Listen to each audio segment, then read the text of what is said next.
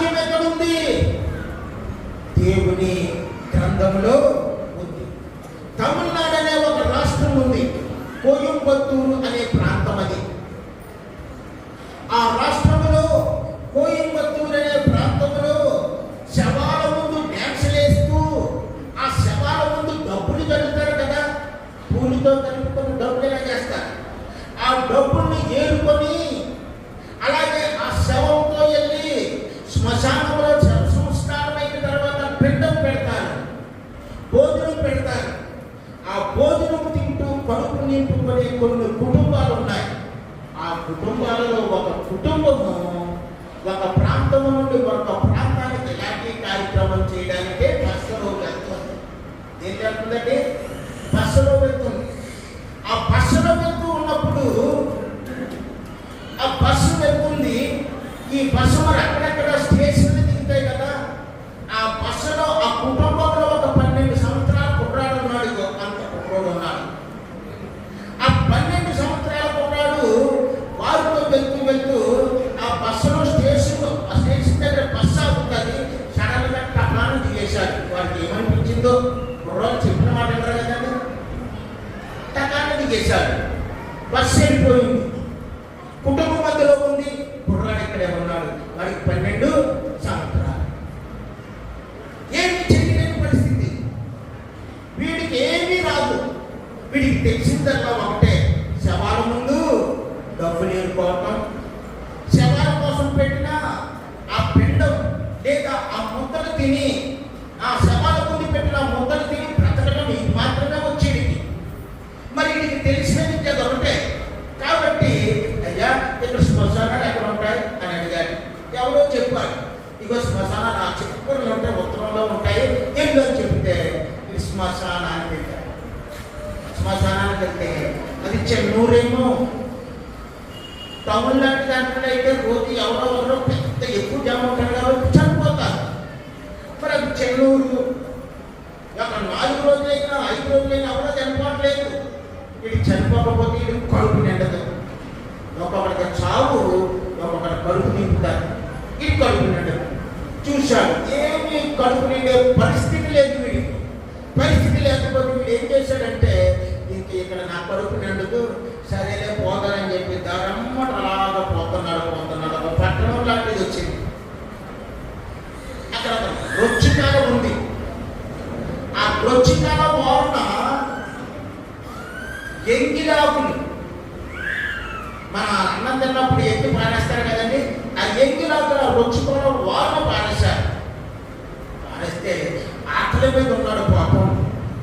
ఆకలి మీద ఉన్న వీడు ఏం చేస్తున్నాడంటే, ఆ రొచ్చు కాలంలోకి దిగి వాడు ఏం చేస్తున్నాడు, అది ఆపగా చక్క ఏరుకుని తింటూ ఆకులు నెలగెలా తీస్తూ ఉన్నప్పుడు వాడికి నీలం రంగు అట్టున్న ఒక పుస్తకం తల్లి చేతికి తగిలి ఇలా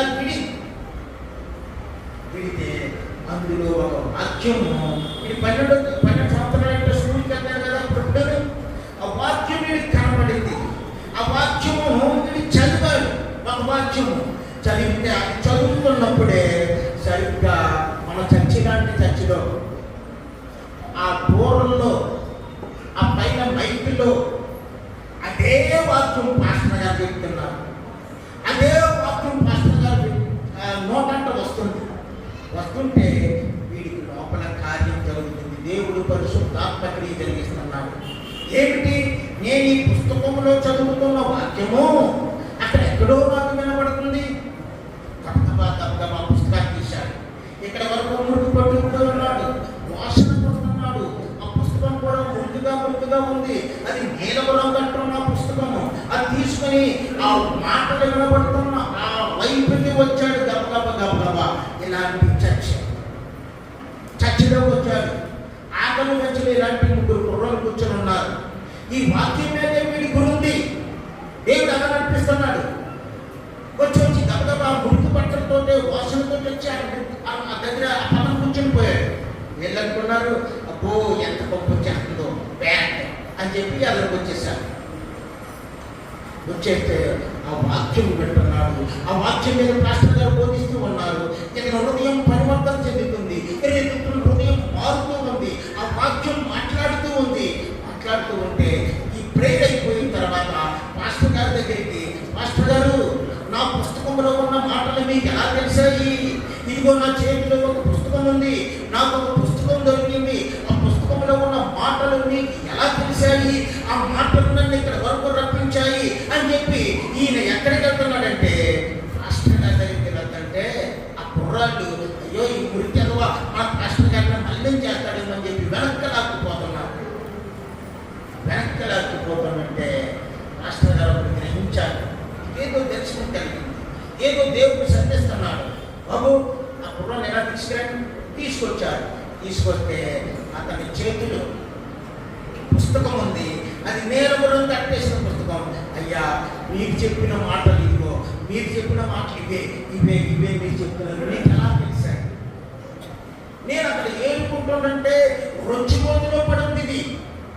ఆ రొచ్చిపోతులో కూడా తీసి నేను ఇలా చూడగానే ఆ వాక్యం కనపడ్డది. అదే మీరు చెప్తున్నారు, మీకు ఎలా తెలిసాయంటే అప్పుడు అక్కడ జరిగిన సంఘటన అంతా పాత్రగా తెలుసుకొని ఆహా దేవుడు ఈ అబ్బాయిని బాగుపడుతున్నాడు, ఇతన్ని రక్షిస్తున్నాడు, దేవుడు కృప ఇతని మీదకి దిగుతుంది అని గ్రహించి ఇలాంటి కుర్రాన్ని, బాబు నీకు ఎక్కడ బట్టలు ఉన్నాయి కదా, ఇగో ఈ మురికి బట్టలు, నీ మురికి బట్టలు తీయించేసి స్నానం చేయించి నీ చెత్త ఒకటి ఇచ్చి ఒకటికి ఇవ్వంటే ఇచ్చాడు. ఆ పాస్టర్ గారి దగ్గర ఉన్నారు ఉంటే దేవుడు వాక్యం మాట్లాడుతుంది, దేవుడి శక్తి అతను నడిపిస్తున్నాడు, ఎదుగుతున్న ఆయన చర్చిలో ఉండి అలాగా మొత్తానికి చదువుకున్నాడు. 10th, డిగ్రీ వరకు చదువుకున్నాడు. చదువుకున్న తర్వాత ఎక్కడికి వెళ్ళాడు? ఇప్పుడు ఉద్యోగాన్ని సంపాదించుకోవడానికే దేవుడి కృపను బట్టి అతనికి ఉద్యోగం కూడా వచ్చేసింది. ఉద్యోగం చేస్తే ఆ ఉద్యోగం మొట్టమొదటి జీతం వచ్చింది ఒక 50,000. ఆ వచ్చిన జీతాన్ని తీసుకొచ్చి అయ్యా ఇదిగో నాకు మొట్టమొదటి జీతం వచ్చిందయ్యా, ఇదిగో దేవుడికి కానుక చేస్తున్నా అని చెప్పి అయ్యగారికి ఇచ్చాను. ఇచ్చి అయ్యగారితో ప్రార్థన చేయించుకొని అయ్యా నాదొక చిన్న మనవి చెప్పమంటారా? చెప్పుకోకు. ఏమిటి? ఏమీ లేదు, నాకు 500 అప్పు ఇవ్వండి. అరే పిచ్చోడా, 50,000 నాకు ఇచ్చేసి 500 అడుగుతున్నావు ఏంటి అంటే అంటాడు, దేవుడు ప్రథమ ఫలాన్ని దేవుని సన్నిధికి తీసుకురమ్మన్నాడు, నేను తీసుకొచ్చాను. మిమ్మల్ని ఇప్పుడు 500 ఎందుకు అడుగుతున్నానంటే నేను విడిపోయిన నా కుటుంబం ఉంది ఒక 10 ఏళ్ళ క్రితం. ఆ కుటుంబం దగ్గరికి వెళ్తాను, బస్సులో నేను ఆ ఊరు వెళ్తాను. అనాగరికమైన దేవుని తెలియని సత్యము గ్రహించని నా తల్లిదండ్రులు, నా బంధువులు, నా తోబుట్టువులు వీళ్ళందరూ నశించిపోతూ ఉన్నారు.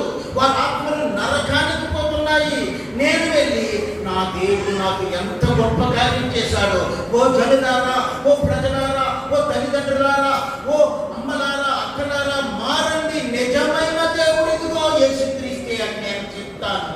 చెప్తే వారందరూ మారుతారు. దేవునికి స్తోత్రం. అందరూ మారుతారు.